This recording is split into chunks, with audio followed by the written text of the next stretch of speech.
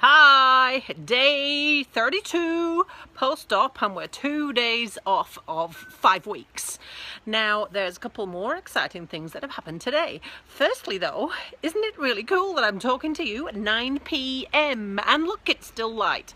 The sun is setting, so we don't have the sunshine that we've had all day, but still, it's still daylight. So there are some blessings to being on the bottom of the world. The only problem is our hot weather doesn't coincide with our longest day, which is a bit of a bugger. However, what have we been up to today?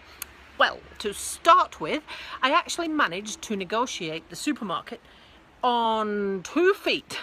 I actually used 2 crutches instead of 1 to even me up and even the load, because 1 crutch, when you walk very far, gets really sore in your shoulder. So I walked around the supermarket on 2 crutches and 2 legs, and it was just fine. And I sat down when we got to the tills so that we could wait for Mark and the woman to put all the food through and stuff like that, but actually there was no big dramas and my leg was just fine. Today we used my car because the seats are slightly higher in it, so it makes it more comfortable to travel a bit further, and I don't get quite as much knee pain. What we also did was we went to the beach. Now, I've been to the beach before, but look what happened this time.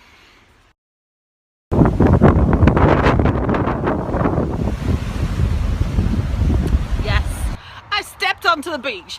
Now, I didn't do it with crutches because they'd be blooming useless on soft sand with ends like this.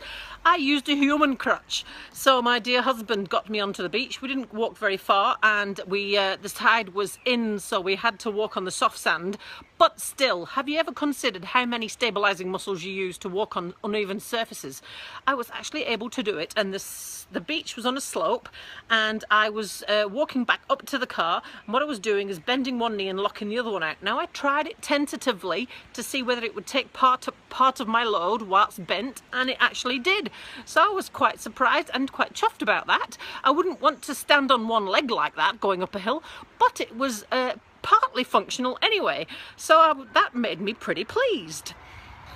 But the massive tiny triumph, not so tiny triumph, that I want to report today, I have been working like a silly person on my exercises, doing them about 5 or 6 times a day, and I do them in this order. I get up, I ice, get up and do the assisted hamstring curls, ice, no wait, I do ice, assisted hamstring curls, knee flexions with the heel slider, ice, and back again. And I do that 5 or 6 times, and by the time I've repeated it about 5 times, the flexion is noticeably better than it was when I started, and the pain is noticeably better too. Now, I was feeling pretty pleased with how I was doing, so I got Mark to come along and measure the angle of my knee with the goniometer. Now, I'm not doing this every day. I was quite obsessed to begin with, but it looked pretty cool to me, so I asked him to measure it. Now, he did, and he says it measured 90.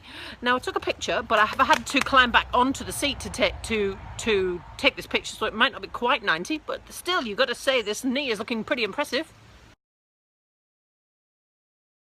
So all in all, I'm feeling pretty chuffed, and I'm hoping that means that my knee will perform again tomorrow, and Becca, the physio, will be pleased with me. And I've only got 1 more week to go, and they assess me for driving. Now, I'm actually feeling like it is actually possible at last, although Mark did find me in the garage trying to get my leg around a mountain bike, and it didn't quite work.